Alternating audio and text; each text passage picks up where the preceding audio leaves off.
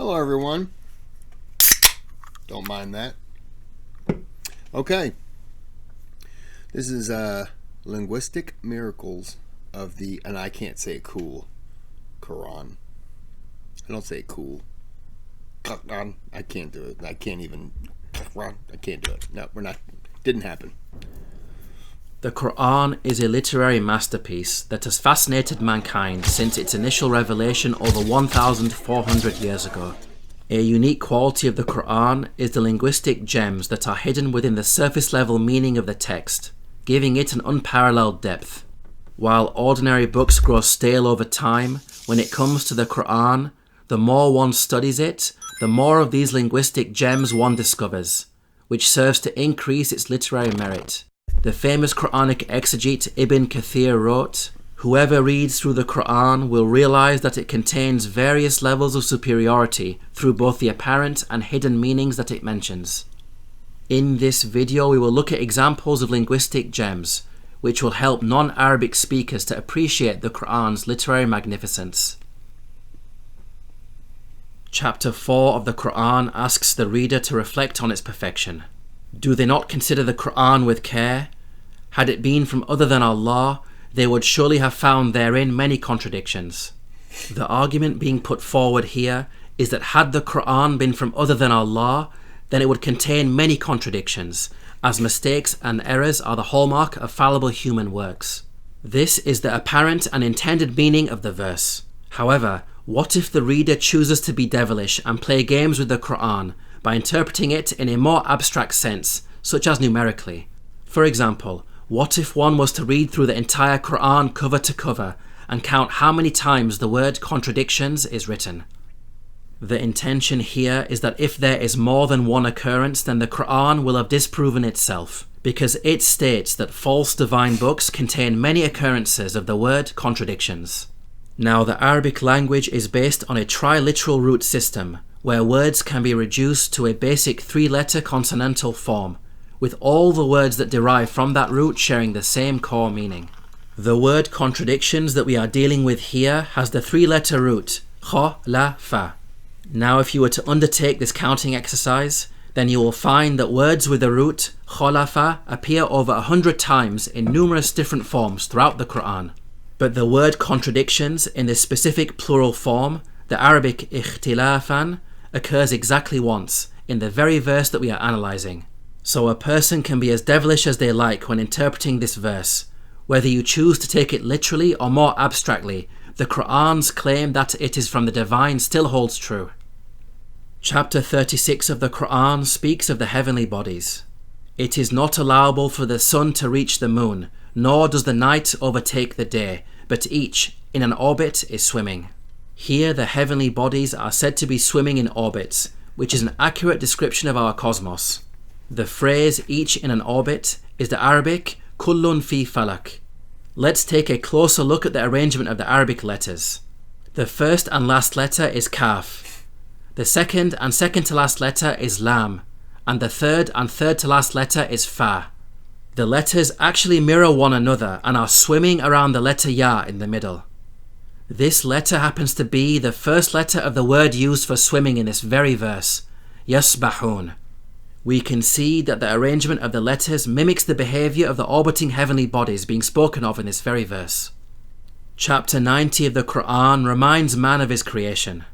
Have we not made for him 2 eyes, and a tongue and 2 lips, and have shown him the 2 ways? If we analyse the Arabic letters in these verses, we find that there are exactly 2 occurrences of the letter ayn. The name of this letter is the same Arabic word for eye. So these verses have been created with 2 eyes, just like Allah says He created man with 2 eyes. Chapter 3 of the Qur'an mentions the following about Adam and Jesus. Indeed, the example of Jesus to Allah is like that of Adam. He created him from dust. Then He said to him, "Be," and he was. Here we are informed that Adam and Jesus are like one another in terms of their origin, for they both had miraculous births without the involvement of a man. Now what's amazing is that if one counts the number of occurrences of the words Adam and Jesus throughout the Qur'an, you will find that they are both mentioned exactly 25 times in total. Moreover, up to the point of this verse itself, they have both been mentioned 7 times so far.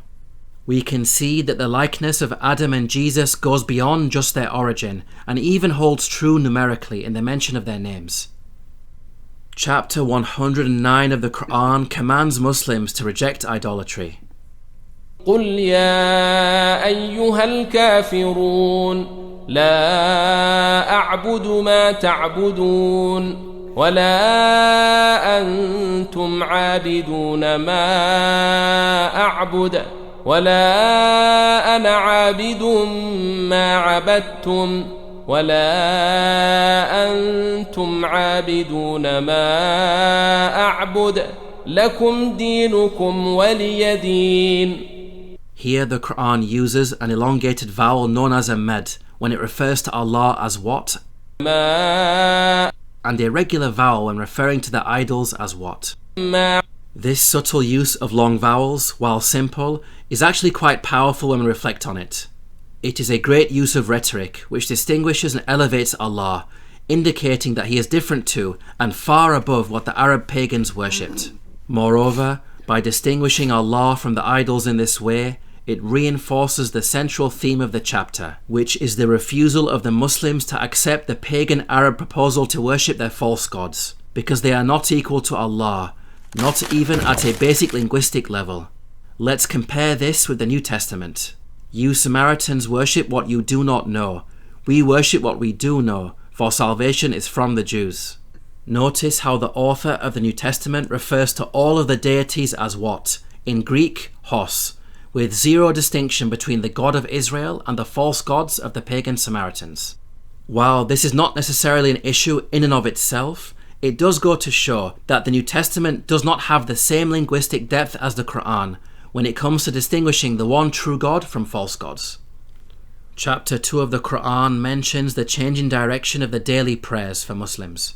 We have made you believers a middle nation, so that you may bear witness to the truth before others. We only made the direction the one you used to face in order to distinguish those who follow the messenger from those who turn on their heels. The direction of the daily prayers changed from Jerusalem to Mecca, which represented an important turning point for the believers. Now this chapter is the longest in the Qur'an, consisting of a total of 286 verses, and we find the mention of this important turning point in exactly the middle of the chapter, the 143rd verse. Moreover, this verse even contains the word middle. Chapter 5 of the Qur'an mentions the qualities of believers. O Muslims, your friends are Allah, His Messenger and the believers, those who establish regular prayers and regular charity, and they bow down humbly. At the time this verse was revealed, there were hypocrites, those who professed to be Muslim publicly, but inwardly were disbelievers, living amongst the ranks of the true Muslim believers. It was very difficult to distinguish the hypocrites from the true believers based on outward appearance and actions, as they prayed and performed other acts of worship publicly, just like the true believers. Note the order of the following statement as we find it within the verse. The believers are those who establish regular prayers and regular charity. Now it could have been written the other way around. Those who establish regular prayers and regular charity are the believers. At a glance, these two statements seem to convey exactly the same meaning. However, had it been written with a different order, then the implication would be that everyone who prays and gives charity are true believers, which would include even the hypocrites, because they prayed and gave charity, just like the Muslims. To put it simply, every true believer prays and gives charity, but not everyone who prays and is charitable is necessarily a true believer. We can see that Allah chose the perfect order for the words within the verse. The true believers are those that pray and give charity. Chapter 61 of the Qur'an quotes the speech of Moses and Jesus. And mention, O Muhammad, when Moses said to his people, O my people, why do you harm me while you certainly know that I am the messenger of God to you? And mention when Jesus, the son of Mary, said, O children of Israel, indeed I am the messenger of God to you. In the Quranic narrative, most messengers are sent to their own people. It is therefore typical for the messengers to address their audiences using language such as O my people or O my nation. Here we can see that Moses pleads with the Israelites by saying, O my people. He uses this identical language in many other verses, as do most other messengers in the Qur'an. It is curious then that in the very next verse, Jesus addresses the Israelites differently using the statement, "O children of Israel." We can see that unlike Moses, Jesus does not address the Israelites as "my people," even though he is also an Israelite prophet. Now in Semitic tradition, one's tribal affiliation is paternal. It is based on one's lineage through the father. In light of the fact that Jesus was miraculously born to the Virgin Mary and therefore did not have any actual lineage on his father's side, it would have been wrong for the Qur'an to have Jesus link himself genealogically to the Israelites as a group in a similar manner to Moses. We can see that the Qur'an's usage of language is extremely precise, because it has Jesus address the Israelites in a manner that distances himself from them genealogically and therefore respects the virgin birth narrative. Chapter 19 of the Qur'an quotes the following speech of Jesus: "He, Allah, has made me blessed wherever I am, and he has enjoined upon me prayer and almsgiving as long as I live." The context of this verse is a nativity narrative. It is the story of Jesus miraculously speaking from the cradle in order to support his mother Mary's incredible claim to have conceived him as a virgin. The word translated here as enjoined is the Arabic verb awsa. Now this is kind of unusual, as when the Qur'an mentions moral, spiritual, or religious instruction, it typically uses a different form of the verb, wassa. The difference between the two verbal forms is that awsa relates to matters that need to be stipulated a single time, such as when dividing inheritance, whereas wassa relates to matters that require frequent reiteration, such as teaching. This is the only instance in the entire Qur'an in which this form of the verb is used in reference to religious counsel. So why does the Qur'an break the pattern here with the speech of Jesus? Well, the other verbal form would have been less appropriate as it relates to matters that require frequent reiteration. And since Jesus was barely a day old when he was speaking from the cradle, this means that not enough time had passed yet for him to have been repeatedly given the command by Allah. The Qur'an makes use of Jesus spoke from the cradle on day one. Didn't know anything about that. But, I'm not religious, so. a literary device known as onomatopoeia. Onomatopoeia is when a word phonetically resembles the sound that it describes. For example, the word boom sounds like an explosion, and the word buzz sounds like a fly. Here are some examples in the Qur'an. Chapter 114 consists of a supplication to seek God's protection from evil. Say, I seek refuge in the Lord of mankind, the sovereign of mankind, the God of mankind, from the evil of the retreating whisperer, who whispers evil into the breasts of mankind, from among the jinn of mankind. The word whispers is the Arabic yuwaswisu. Notice how it sounds like someone whispering. Moreover, the word's composition tells us something about these whispering devils from among the jinn. It contains repetitive letters, waswas, which alludes to the fact that these jinn target mankind repeatedly. The next example is from chapter 80, which mentions the sounding of the trumpet that heralds the world's end.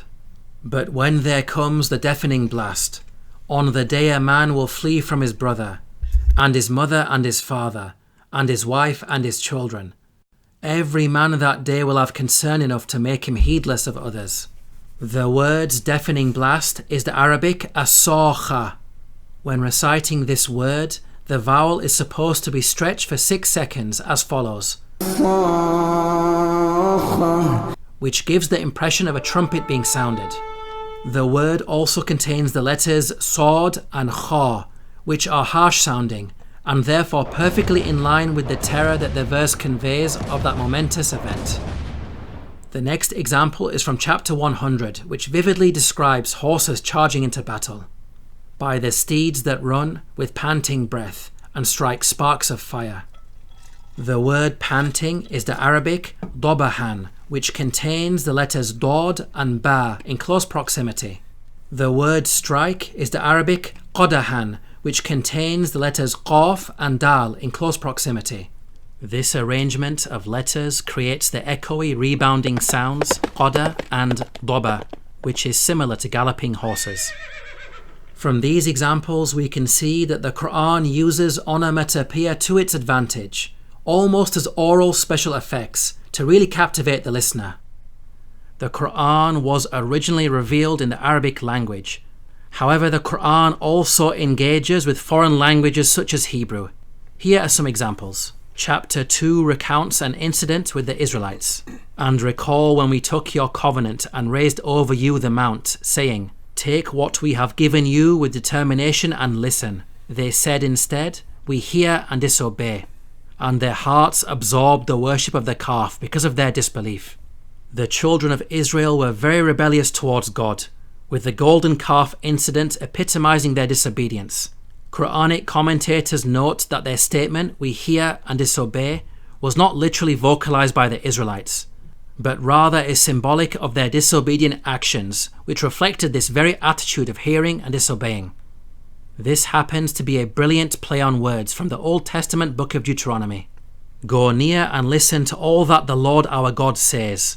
Then tell us whatever the Lord our God tells you. We will listen and obey. In the Old Testament, the Israelites say, we listen and obey, which is shama'nu wa asinu in Hebrew. The Qur'an seems to mirror this and turns the statement on its head with its use of the very similar sounding Arabic words, sami'na wa asayna, or we hear and disobey. The next example is from chapter 11, which mentions some angels bringing good news to Abraham and his wife Sarah. And certainly did our messengers come to Abraham with good tidings. They said, peace. He said, peace. And his wife was standing, and she smiled.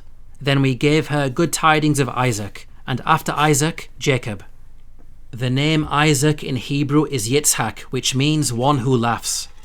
So Abraham's wife laughed, and she was blessed with a son whose name carries the meaning of laughing. We are also informed that after Isaac will come Jacob, which is the Hebrew Yaakov, meaning to follow. Note how the verse places the name Jacob after Isaac, so Jacob is literally following on from Isaac in a textual sense, just like the meaning of Jacob's name suggests.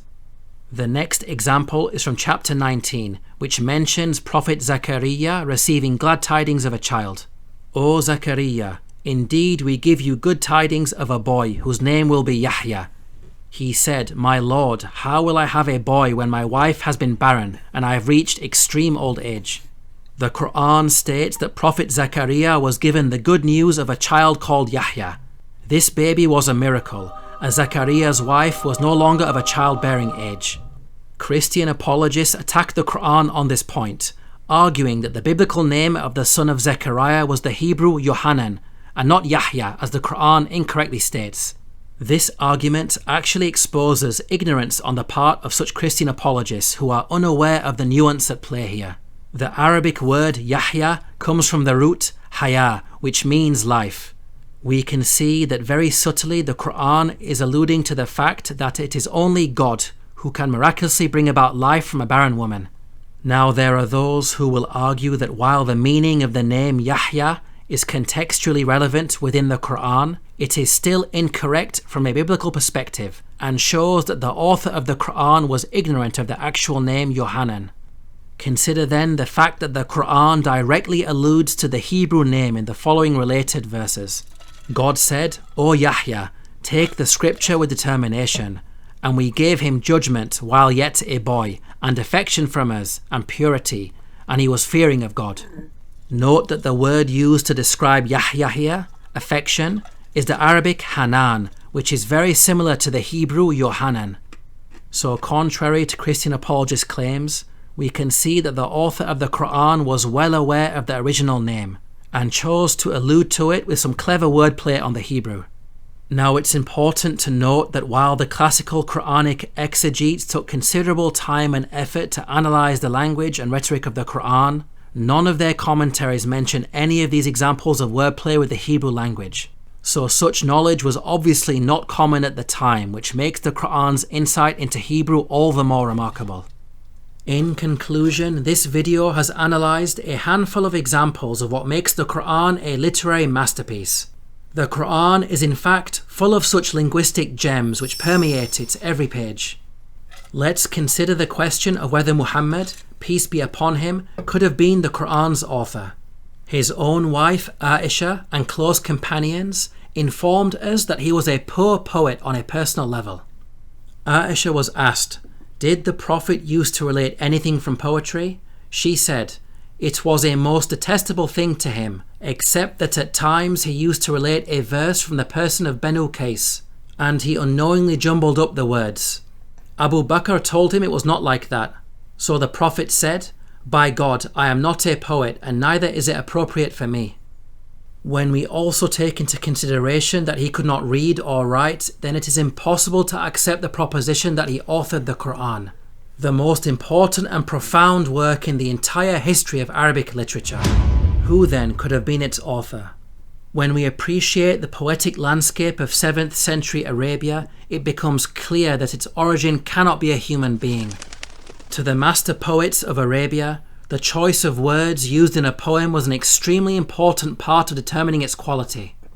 Hence, literary critics would pay very close attention to the word choice when scrutinizing a composition. Kitab al-Aghani is a famous encyclopedic collection of Arabic literature. It contains a story about the renowned poet Hassan ibn Thabit. In the market town of Ukaz, a center of poetic readings and competitions, Hassan ibn Thabit read out the following verses in praise of the heroism of his own tribe. لَنَا الْجَفَنَاتُ الْغُرَّ يَلْمَعْنَا بِالدُّهَا وَأَسْيَافُنَا يَقْتُرْنَا مِنْ نَجْدَةٍ دَمًا. Ours are the balls of white twinkling in the forenoon, and our swords drip with blood on account of our bravery. These verses employ one of the typical rhyme schemes of classical Arabic poetry and use vivid imagery to glorify the tribe. The literary critic and Nabigha, one of the most revered Arab poets of the late pre-Islamic times, was unimpressed and had this to say about the verses. He said Jafanat, but that is only a few balls. Jifan would have indicated a multitude of balls, and the Arabs boast by what is many and not what is few. He said al-ghurra, but that is used to refer to a speck of white. Al-bayad would have signified whiteness, which is more extensive and total. He said yalma'na, they twinkle, but yashrukna, they give off light, would have been more intense in meaning. He said bid-duha, in the forenoon, but everything twinkles in the forenoon. It would have been better to say bid-duja, in the night. He said asyaf, but that means only a few swords, whereas suyuf would have indicated many swords. He said yakturna, they drip with blood, but yajrina, they flow, would have been more impressive. He said dama, which indicates less blood, whereas dima would have been more. We can see that An-Nabigha found fault with almost each of Hassan's choice of words. Such was the high literary standard at the time. When it comes to the Qur'an, many accounts show that Arabia's finest poets, some of whom were public opponents of Islam, were mesmerized by its eloquence. As increasing numbers of converts to Islam held the Qur'an up as a tangible miracle of Arabic literature, sworn opponents of the faith, despite their every attempt to dismiss it, were unable to meet the Qur'an's challenge to produce a chapter like it. And if you are in doubt about what we have sent down upon our servant Muhammad, then produce a chapter the like thereof. If the author of the Qur'an had been a human being, then logically other human beings of a similar or greater literary capability would have been able to produce something on the level of the Qur'an. But in over 1,400 years, none have been able to meet its challenge. The Qur'an makes its origin loud and clear. Your companion Muhammad is neither astray nor being misled, nor does he say anything of his own desire. It is no less than inspiration sent down to him. He was taught by one mighty in power. To learn more about the linguistic miracle of the Qur'an, please check out the book, Divine Speech. I didn't pause it at all. I was just listening. I'm sorry if I didn't speak enough, but I didn't have anything to add because I was getting my learn on. It's interesting. Some of the stuff I've seen before. A couple things I didn't quite get, but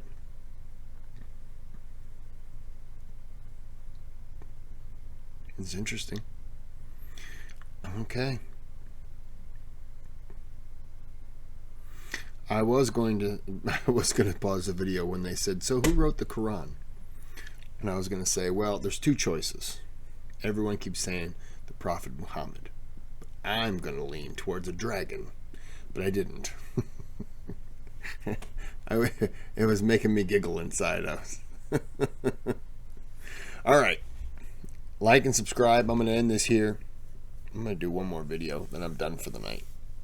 So, you have a good day, have a good night.